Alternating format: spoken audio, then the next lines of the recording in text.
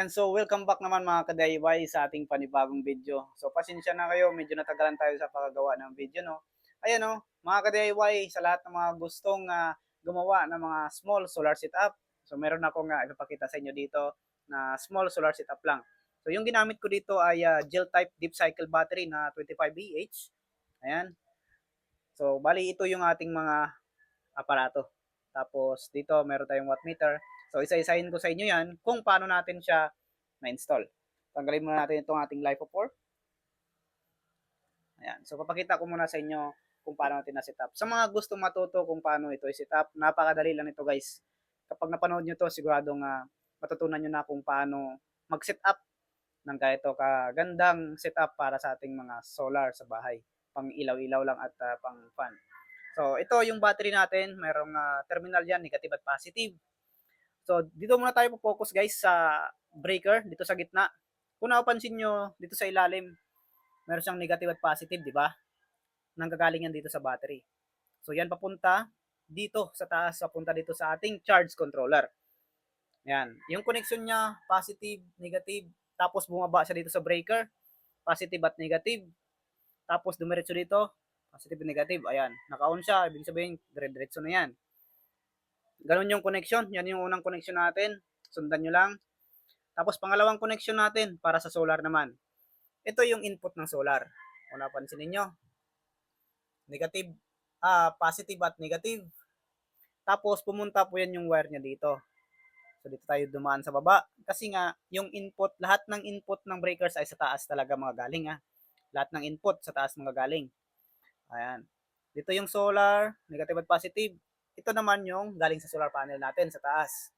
Pumunta dito, negative at positive, lalabas dito at papunta dito. Dito. Yan. So nasundan nyo na. Ganun lang kadali guys. Tapos, dito naman tayo sa ating inverter. Yung ating inverter, may negative at positive din yan. So, dito tayo pupunta sa output ng ating breaker. Siyempre, yung output ng ating breaker, dito sa baba.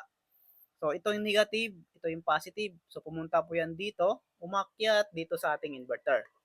So, ganun lang kasimple, di ba? Tapos, yung input naman ng ating inverter, siyempre, manggagaling ito sa battery. Ayan, negative at positive, dumaan dito sa baba, at dito tayo kumonek sa battery. Ayan, bali, nagparallel lang tayo dito. So, nanggagaling po yan sa battery. Nagparallel tayo dito. So, ibig sabihin, may connection na siya.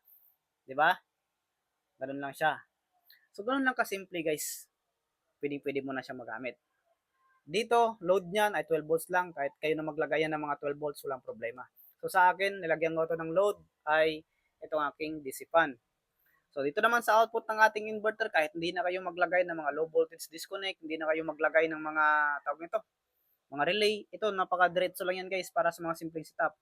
Mayroon na siyang output dito na 220. Yan, pwede na kayo maglagay ng extension dyan, diretso ng saksakan. Ito kasi sa akin, naglagay pa ako ng wattmeter para dito na ako magsaksak at ma-monitor ko yung load na kinukonsumo ng aking battery. Ayan. So kung gusto niyo, pwede naman kayo magdiretso dito. Extension niya lang, diretso niyo ilagay. Ganun lang kasimple guys, mag-assemble ng mga ganitong setup. Ayan. So kung halimbawa naman na ayaw nyo na mag-assemble at ayaw nyo nang gumastos pa, pwede nyo man akong i-PM sa aking Facebook na Bits Kilyusar para kung gusto ninyong magpa-setup ng ganitong kasimpleng setup kasamang battery, kayo na bahala sa solar panel, gagawa natin kayo.